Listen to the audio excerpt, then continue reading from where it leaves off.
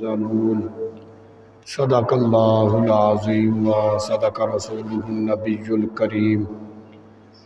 کریم آقا علیہ الصلاۃ والسلام کی ذات مقدسہ پر محبت کے ساتھ بلند آواز کے ساتھ ہدیہ درود و سلام پڑھیے۔ الصلاۃ والسلام علیک یا سیدی یا رسول اللہ، الصلاۃ والسلام علیک یا سیدی یا حبیب اللہ، الصلاۃ والسلام علیک یا سیدی یا نبی اللہ، وعلی آلک و اصحابک یا سیدی یا حضرت محمد صلی اللہ علیہ وسلم۔ مولایا صلی وسلم دائما ابدا علی حبیبک خیر الخلق کلہم۔ معزز سامعین، آج کا جمعۃ المبارک اللہ والوں کی شان کے حوالہ سے پڑھایا جائے گا۔ دعا ہے اللہ رب العزت ہماری اس جمعۃ المبارک کی حاضری کو اپنی بارگاہ صمدیت میں قبول فرمائے۔ سرکار غوث پاک رضی اللہ تعالی عنہ کا ارشاد گرامی ہے، آپ فرماتے ہیں کہ جب پریشانیاں زیادہ ہو جائیں، دکھ ہر طرف سے انسان کو گھیر لے، تنگی ہو جائے، مصیبتیں آن پڑیں، سرکار غوث پاک رضی اللہ تعالی عنہ فرماتے ہیں کہ بندے کو چاہیے کہ وہ رب کے گھر مسجد میں آ جائے اور رسول اللہ صلی اللہ علیہ وسلم پہ درود و سلام پڑھے۔ اور آپ نے فرمایا اگر بالفرض گناہوں کی وجہ سے آسمان سے آگ کی بارش بھی ہوئی نا تو بچے گا وہی جو اللہ کے گھر میں ہوگا۔ تو آپ نے یہ ایک تربیت فرمائی اپنے ماننے والوں کی کہ اپنا زیادہ وقت جو ہے وہ اللہ کے گھر میں گزارو، مسجد میں گزارو۔ مسجد ایسی چیز ہے، ایسی جگہ ہے جہاں پریشانیاں، دکھ، تکلیفیں ختم ہوتی ہیں اور انسان جو ہے وہ ہر طرح کی مصیبت سے محفوظ ہو جاتا ہے۔ بلکہ جیسی بھی تنگی ہو، بچنے والے وہی لوگ ہوں گے جو اللہ کے گھر میں ہوں گے۔ جو اللہ کا گھر ہے اس کی بڑی شان ہے۔ سیاستہ کے اندر یہ حدیث پاک موجود ہے، ایک سیاہ فام عورت ابن ماجہ کے اندر بھی ہے، دیگر بھی کتب حدیث کے اندر یہ موجود ہے۔ سیاہ فام عورت مسجد نبوی شریف کی جھاڑو نکالا کرتی تھی، اس کا انتقال ہو گیا۔ شریعت کو مطلوب ہے کہ جو فوت ہو جائے اس کو جلدی جو ہے وہ اس کے ٹھکانے تک پہنچایا جائے۔ راتوں رات صحابیات نے غسل دیا، صحابہ نے جنازہ پڑھایا اور دفن کر دیا۔ صبح کو رسول اللہ صلی اللہ علیہ وسلم نے جب تشریف لائے، تازہ قبر ملاحظہ فرمایا یہ کون ہے، کس کی قبر ہے؟ عرض کی یا رسول اللہ صلی اللہ علیہ وسلم وہ خاتون جو مسجد کی جھاڑو نکالا کرتی تھی، رات فوت ہو گئی، یہ اس کی قبر ہے۔ سرکار نے فرمایا مجھے کیوں نہیں بتایا، میں خود اس کا جنازہ پڑھاتا۔ دیکھیں یہ شان اس کی ہے جو مسجد میں جھاڑو نکالا کرتی تھی، اور جو اپنے سجدوں کے ساتھ اللہ کے گھر مسجد کو آباد کرے، پھر اس کی کتنی شان ہوگی۔ اللہ اکبر۔ اور یہاں پر حدیث پاک میں ذکر کروں، رسول اللہ صلی اللہ علیہ وسلم نے فرمایا کہ قیامت کے دن جو گناہ گار مسلمان ہوں گے وہ پل صراط کو دیکھ کر ڈر جائیں گے، ہٹ کے کھڑے ہو جائیں گے کہ بھی جو بال سے زیادہ باریک ہے، تلوار سے زیادہ تیز ہے، کیسے اس کے اوپر سے گزریں۔ اور یہ اب خوشخبری ان لوگوں کے لیے ہے جو مسجدوں سے پیار کرتے ہیں، مسجدوں میں اللہ کا ذکر کرتے ہیں۔ وہ کھڑے ہوں گے کیسے گزریں، یہ بال سے زیادہ باریک ہے، تلوار سے زیادہ تیز ہے۔ اس وقت رب تعالیٰ اپنے محبوب کے غلاموں کو دیکھے گا، محبوب کے امتیوں کو دیکھے گا۔ رب تعالیٰ جبریل علیہ السلام سے فرمائے گا، جبریل ان مساجد کو لے کر آؤ جن مساجد میں یہ بیٹھ کر ذکر کیا کرتے تھے۔ ذکر کی اتنی برکت ہے، اور مسجد کے ساتھ پیار کرو، یہ تو سرکار غوث پاک نے بھی تربیت فرمائی۔ فرمایا جبریل جا ان مساجد کو لے کر آ جن میں بیٹھ کر یہ ذکر کیا کرتے تھے۔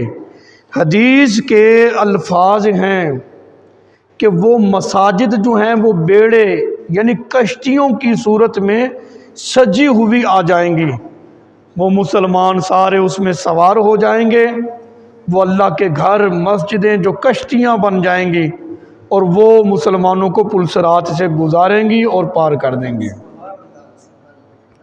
تو مسجدوں سے پیار کرنا اور اس میں اللہ کا ذکر کرنا، اس کا اتنا فائدہ ہوتا ہے۔ اگلی حدیث پاک کریم آقا علیہ الصلوۃ والسلام نے یہ تعلیم امت ہے اپنی امت کے لیے، اللہ کی بارگاہ میں دعا کی، مولا ہمارے دلوں کو تالے لگ چکے ہیں۔ یہ تعلیم امت ہے اپنی امت کی تربیت کے لیے کہ جب تمہارے دلوں کو تالے لگ جائیں تو رب سے یوں مانگو، مولا ہمارے دلوں کو تالے لگ گئے ہیں، اپنے ذکر کے ذریعے ہمارے تالوں کو کھول دے۔ تو پتہ چلا جب دلوں کو تالے لگ جائیں تو اللہ کا ذکر ہی واحد ایک ایسا وظیفہ ہے جس کی وجہ سے دلوں کے تالے کھل جایا کرتے ہیں۔ مجھے افسوس ہوتا ہے ان نوجوان لڑکوں سے، شکوہ بھی ہے اور بنتا بھی ہے، ساری رات فیس بک کے ساتھ گزار دیتے ہیں، پتہ ہی کوئی نہیں چلتا۔ 5-10 منٹ مسجد میں اگر زائد گزارنا پڑ جائیں، کوئی انتظار کرنا پڑ جائے تو یوں ہوتا ہے جیسے جان نکل رہی ہے، اور جیسے ہی نماز سے فارغ ہوں گے یوں مسجد سے نکلتے ہیں جس طرح کہ پتہ نہیں کوئی قیدی قید خانے سے نکلتا ہے۔ بڑے افسوس کی بات ہے، موبائل کی جان تو یوں نہیں چھوڑتے ہو۔ تو مطلب یہ کہ یہ دلوں کو تالے لگ گئے، یہی تو نشانی ہے، اور کوئی تالا جو ہے وہ بازار سے لے کر تھوڑا لگانا ہے۔ مقصد یہ ہے کہ گناہوں میں لذت ملے اور نیکی سے دل اکتائے تو سمجھ لو دلوں کو تالے لگے ہوئے ہیں۔ اور میرے آقا علیہ الصلوۃ والسلام نے فرمایا جب یہ پوزیشن ہو جائے کہ نیکی سے دل اکتا رہا ہے اور گناہوں میں لذت محسوس کرتا ہے یہ دل، تو اس وقت اللہ کا ذکر کرو، اور ذکر ہی واحد ایسی چیز ہے جس سے دلوں کے تالے کھل جایا کرتے ہیں۔ اور یہاں پر یہ بات بڑی قابل غور ہے، توجہ طلب ہے۔ میرے آقا علیہ الصلوۃ والسلام کا فرمان ہے کہ قرآن مجید کی ہر آیت کی جو تلاوت ہے نا، قرآن پاک ہم پڑھتے ہیں ہر آیت، فرمایا کہ ہر آیت جو ہے یہ جنت میں ایک درجہ رکھتی ہے۔ ہم قرآن پاک پڑھ رہے ہیں، اس کی تلاوت کر رہے ہیں، ہر آیت کے بدلے میں جنت میں ایک درجہ ہے۔ اور فرمایا کہ قرآن ایک واحد ایسی شے ہے کہ جو قرآن پڑھتا ہے قرآن کی وجہ سے گھروں کے اندر روشنی ہو جاتی ہے، نور آ جاتا ہے۔ اگلی حدیث پاک سنو، مزید دلوں کو تازگی مل جائے گی، ایمان کو تازگی ملے گی۔ اور صورتحال کو چیک کرنا کیا ایسا ہے کہ نہیں، یہ 1400 سال سے پہلے ہی میرے آقا علیہ الصلوۃ والسلام نے فرما دی، ان چیزوں کی خبر دی۔ حضور علیہ الصلوۃ والسلام نے فرمایا کہ جن گھروں میں اللہ کے قرآن کی تلاوت نہیں نہ ہوتی، اس گھر کے رہنے والوں پہ تنگی ہوتی ہے، گھٹن ہوتی ہے، اذیت ہوتی ہے، ان کو پریشانی، دلوں کو سکون نہیں ملتا اس گھر کے اندر جس گھر میں رب کا قرآن نہ پڑھا جاتا ہو۔ گھٹن ہوگی، کہتے ہیں نا یار گھٹن سی ہے، پریشانی ہے، اذیت ہے، دلوں کا کوئی سکون نہیں ہے۔ اسے کہا کسی نے بھی تمہارے گھر میں تعویذ نہیں ڈالے، کوئی کہتا ہے جی کسی نے ساڈے گھر دے وچ نہ دال سٹ تھی، مصر میں نے کہا اتنی مہنگائی کا دور ہے، کسی نے مہربانی کر دی ہے تو اس کو اکٹھا کرو۔ یہ کون سے فضول کاموں میں پڑ گئے ہو، اللہ کی مرضی کے بغیر تو پتہ ہی نہیں ہلتا۔ جس کے بارے میں رب نے ہی برا نہیں لکھا، رب کے علاوہ کسی اور کے چاہنے سے اس کا برا ہو سکتا ہے؟ یار اتنے کمزور ہمارے ایمان کیوں ہو چکے ہیں؟ کیوں اتنے ہم ضعیف ہو چکے ہیں، کمزور ہو چکے ہیں ایمان کے اعتبار سے؟ اللہ پہ کوئی بھروسہ نہیں رہا، تویز پہ گئے جی یہ ہو گیا، ایسی باتیں نہیں ہیں۔ اصل بات اپنی نحوست ہے انسان کی۔ میرے آقا نے فرمایا کہ جس گھر میں قرآن کی تلاوت نہیں ہوتی، اس گھر کے جو رہنے والے ہوتے ہیں ان کو گھٹن ہوتی ہے، ان کو تنگی ہوتی ہے، ان کو اذیت پہنچتی ہے، دلوں کا سکون اور اطمینان اس گھر میں رہنے والوں کے لیے یہ نہیں ہوتا۔ میرے آقا علیہ الصلوۃ والسلام نے فرمایا جس گھر میں قرآن کی تلاوت نہیں ہوتی، رحمت کے فرشتے اس گھر سے تشریف لے جاتے ہیں، چلے جاتے ہیں۔ شیاطین کا اس گھر میں بسیرا ہوتا ہے، وہ اپنے ڈیرے ڈال لیتے ہیں، رحمت کے فرشتے چلے جائیں، شیطان آ کر اس گھر میں آباد ہو جائے، سکون کیا ہونا ہے؟ پھر میرے آقا علیہ الصلوۃ والسلام نے فرمایا جس گھر میں رب کے قرآن کی تلاوت ہوتی ہے، قرآن پڑھا جاتا ہے، اللہ والوں نے یہی تعلیمات دی ہیں نا، جس گھر میں میرے آقا علیہ الصلوۃ والسلام نے فرمایا تلاوت قرآن ہوتی ہے، رب کا قرآن پڑھا جاتا ہے، وہ گھر چھوٹا بھی ہونا اللہ تعالیٰ اپنی رحمت سے اس گھر کو وسیع کر دیتا ہے۔ وہ تھوڑے پہ بھی اس گھر کے رہنے والے خوش ہوتے ہیں، برکت ہوتی ہے، رحمت ہوتی ہے۔ اللہ تعالیٰ اس گھر سے شیاطین کو، شیطان کو نکال باہر پھینکتا ہے، اور رحمت کے فرشتے جو ہیں وہ اپنا سایہ رکھتے ہیں اس گھر پہ، اللہ کی رحمت سے وہ گھر وسیع ہو جایا کرتا ہے۔ تو تلاوت قرآن ہمیں کرنی چاہیے۔ اتنا فضول وقت جو ہے وہ ہم اپنا دائیں بائیں جو ضائع کرتے ہیں شیطانی کاموں میں، تھوڑا وقت انسان اپنی آخرت کے لیے بھی نکالے نا۔ دنیا کی لذت کے لیے اپنی آخرت کو برباد نہ کرو، یہ عارضی لذت ہے، ایک دن ختم ہو جانی ہے۔ انسان نے ختم ہو جانا ہے تو پھر جا کے یہ لذت کہاں سے باقی رہے گی؟ عجیب تماشا ہے، نوجوانوں کی تربیت کرو، اوپر سے باتیں عجیب سی کرتے ہیں۔ ابھی تو ایسا کیوں کر رہا ہے؟ کہتا بس آج دل بڑا اوکھا سی، بڑی پریشانی سی، اس واسطے گانے سن رہا پہ، اس لیے ویڈیو دیکھ رہا ہوں، اس لیے مووی دیکھ رہا ہوں۔ یار بیلیاں میں بیٹھ کے، دوستوں میں بیٹھ کے بےہودہ گانے سنے جا رہے ہیں، اسی طرح کی مجلس ہے، کیوں ان میں بیٹھا ہے؟ کہتا بس آج پریشانی بڑی سی، میں کہ چلو وقت گزر جائے گا۔ یہ بات یاد رکھنا، میں اپنے نوجوان بچوں سے یہ کہہ رہا ہوں، اس بات پہ ذرا غور کرو۔ انسان کے اندر دو چیزیں، ایک جسم ہے، ایک روح ہے۔ جسم جو ہے وہ اس عالم کا باشندہ ہے، اس جہان کی خوراک اس کو ملے گی، یہ تر و تازہ رہے گا، سلامت رہے گا، اس کی قوت باقی رہے گی۔ جو روح ہے وہ عالم بالا کا باشندہ ہے، اور روح کے لیے غذا بھی ادھر والی ہوگی تو یہ تر و تازہ رہے گی، یہ صحت مند رہے گی، وگرنہ بیمار ہو جائے گی۔ ہم روح کی غذا اس دنیا کے اندر ڈھونڈ رہے ہیں، یہ سب سے بڑی جہالت ہے۔ گانوں میں اللہ نے سکون ہی نہیں رکھا، بےہودہ گفتگو، بےہودہ مجلسوں میں سکون نہیں ہے۔ یار آج ساری ڈبی سگریٹ کی پی گیا، تجھے تو کہا تھا ایسا ایسا چھوڑ کے تھا، آج پریشانی بہت تھی سی، پوری ڈبی کھڑکا گیا ایک ہی وقت میں۔ تو یہ چیزیں غلط ہیں۔ والدین کو چاہیے اپنے بچوں کی نگرانی کیا کریں، ان کی تربیت کیا کریں، بچوں کو سمجھایا کریں۔ اتنے پیسے ان کو کیوں دیے جا رہے ہیں؟ وہ تو ایک اسٹوڈنٹ پڑھتا ہے اسکول میں، اتنے پیسے اس کے پاس کہاں سے آئے جو ایک وقت میں پوری ڈبی جو ہے وہ پی جاتا ہے؟ یہ کہاں سے آ رہے ہیں پیسے اس کے پاس؟ اتنا فضول خرچہ نہیں بچوں کو دینا چاہیے۔ ماحول تو دیکھو کتنا فتنوں والا ہے، یہ پیسہ تو نوجوانوں کو خراب کر رہا ہے۔ ضرورت کے تحت، بلکہ ہو سکے تو ہر چیز خود لے کر دیں، پیسے کی ان کو کیا ضرورت ہے؟ اللہ تعالی ہمارے بچوں کو ہدایت عطا فرمائے، اور یہ بچے جو ہیں وہ دین کے ساتھ ہی رہیں۔ سب سے بڑی کمزوری یہ ہے، ہم اپنے بچوں کی یہ تربیت نہیں کرتے کہ بچوں اگر دوست بنانا ہے تو ہمارے جو علاقے کی مسجد ہے، اس کا جو امام مسجد ہے، اس کے ساتھ دوستی لگاؤ۔ اس کے پاس بیٹھا کرو. اگر کسی کے پاس بیٹھنے کا شوق ہے نا، کسی عالم دین کی صحبت میں جا کر بیٹھو، کسی قاری صاحب کے ساتھ بیٹھو جا کر.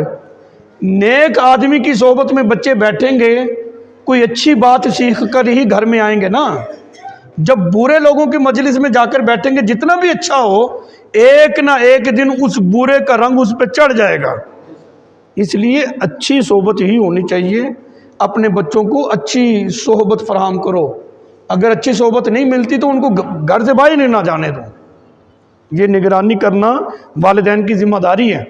اور میرے آقا علیہ الصلوۃ والسلام نے فرمایا، حدیث پاک سنو، فرمایا کہ جس گھر میں قرآن کی تلاوت ہوتی ہے، وہ چھوٹا ہی بظاہر کیوں نہ ہو، اللہ تعالیٰ اپنی رحمت سے اس گھر کو وسیع کر دیتا ہے اور شیطانوں کو نکال کر باہر پھینکتا ہے. تبھی تو اس گھر میں ہدایت کا نور ہوتا ہے نا. اچھی تربیت کے لیے یہ ضروری ہے کہ گھر میں قرآن کی تلاوت کی جائے. اور اللہ کے رحمت کے جو فرشتے ہوتے ہیں وہ اپنا سایہ اس گھر پر رکھتے ہیں. رحمت کا سایہ ہو، رحمت کے سے اللہ تعالیٰ اس گھر کو وسیع کر دے، شیاطین کو بیچ میں سے نکال دے. اب بتاؤ کوئی تعویذ اس پہ اثر کرے گا؟ یہ سب سے بڑا تعویذ جو ہے وہ گھر میں پڑا ہے.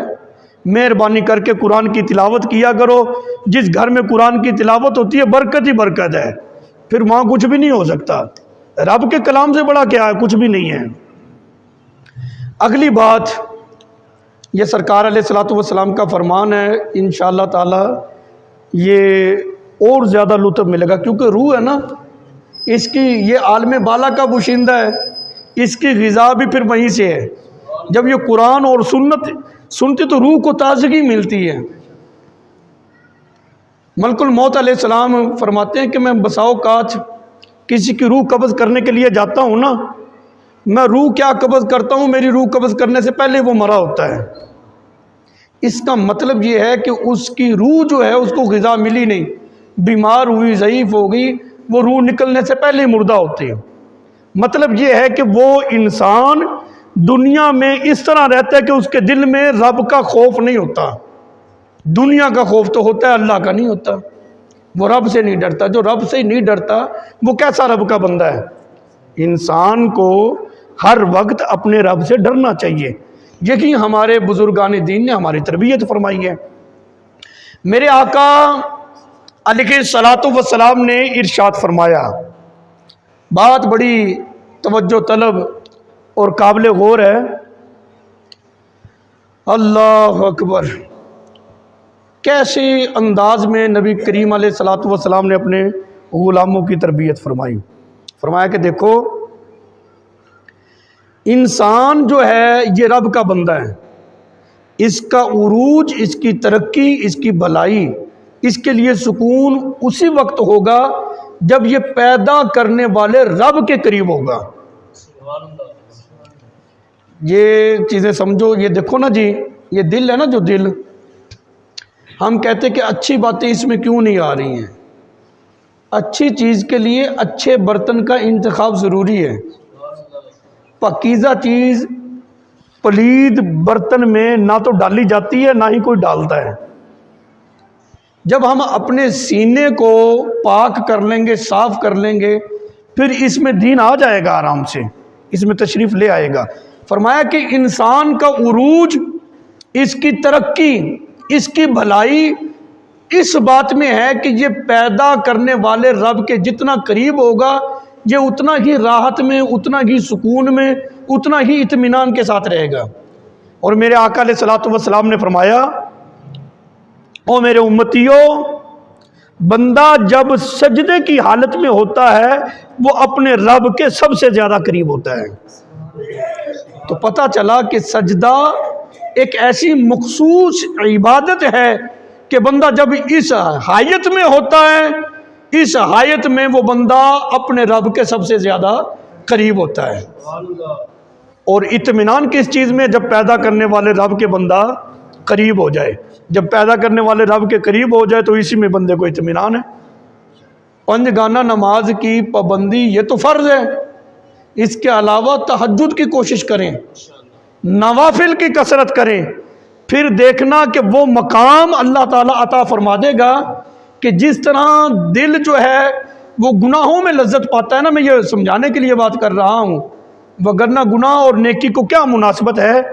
جب بندہ عبادت کرتا ہے نا اپنے رب کی اخلاص کے ساتھ، اللہ تعالیٰ پھر اپنی عبادت میں اس کو لطف عطا فرما دیتا ہے. وہ لطف ملتا ہے کہ پھر رات گزر جاتی ہے، رات گزرنے کا پتہ ہی کوئی نہیں چلتا. آج لوگ بات کرتے ہیں، بات وہ کرتے ہیں نا جس کی رات موبائل میں گزر رہی ہے. جی سرکار غوث پاک جو ہیں وہ عشاء کے وضو سے فجر کی نماز پڑھ لیتے تھے. کہتے یہ کیسے ہو گیا؟ میں نے کہا تجھے یہ لطف ملا نہیں نا. اگر تجھے یہ کیفیت نصیب ہوئی ہوتی تجھے پتا چل جاتا کہ رب کی عبادت میں لطف کتنا ہے. جب یہ لطف بندے کو نصیب ہو جائے پھر رات گزرنے کا پتہ کیسے چلے گا؟ دیکھو نا جی، بندہ جب رب کے قریب ہو جائے یہ لطف تو کیا ہی بات ہے. میں تو ان نوجوانوں کو یہ مثال دے کر سمجھاتا ہوں، یہ موبائل چیز کیا ہے؟ ایک شیطانی چرخہ ہی ہے نا جو گھماتے رہتے ہیں، اس کے ساتھ وقت گزارتے ہیں. ان کو رات گزرنے کا پتہ نہیں چلتا، ایک موبائل کے آسرے پہ رات گزار کے بیٹھے ہوتے ہیں. نہ نیند کا احساس، نہ تھکاوٹ کا احساس، نہ وقت کا پتہ چلا. جس بندے کی رب کے ساتھ لگ جائے اس کو کیا پتہ چلے گا کہ زندگی کیسے گزر گئی ہے؟ تو اس لیے اپنی زندگیوں کو پاکیزہ بنائیں. کوشش کریں کہ اپنے بچوں کو بھی اپنا، جب باپ مسلح پہ ہوگا نا جی، بچے جو ہوتے ہیں وہ تو والدین کو دیکھ کر اسی طرح کرنے کی کوشش کرتے ہیں. آپ فرض نماز مسجد میں پڑھیں، لیکن جب بچے آپ کے گھر میں ہونا تو کوشش کیا کریں یہ نوافل وغیرہ بچا کر گھر میں لے جایا کریں، گھر جا کر پڑھا کریں، تاکہ گھر میں جو بچیاں ہیں، آپ کی زوجہ ہے یا گھر کے دیگر جو بچے، ان کی بھی تربیت ہو جو مسجد میں نہیں آ رہے ہیں. نابالغ بچے اور بچیاں تو مسجد میں آتی نہیں ہیں، ان کو بھی پتہ چلے کہ ابا جی نماز پڑھ رہے ہیں، ان کو بھی شوق پیدا ہو کہ ہم بھی نماز پڑھیں. بچوں کو کھلونے لے کر دیتے ہو، ایک جائے نماز بھی لے کر دو نا، بیٹا یہ جائے نماز تمہارا، تم بھی نماز پڑھا کرو. اب چھوٹے سے بچے کو کیا ضرورت پڑی ہے، اس کو بھی پہلے تم وضو کرواؤ، ٹھیک ہے سکھاؤ، لیکن جیسی کیسی حالت میں بھی ہے اس کو اپنے ساتھ کھڑا کرو. ایک مرتبہ اس کو یہ عادت تو ڈالو نا جی. تو یہ ایک طریقہ ہوتا ہے. اللہ تعالی ہم سب کو اس بات کی دائمی توفیق عطا فرمائے کہ ہم دائمی طور پر رب کی بارگاہ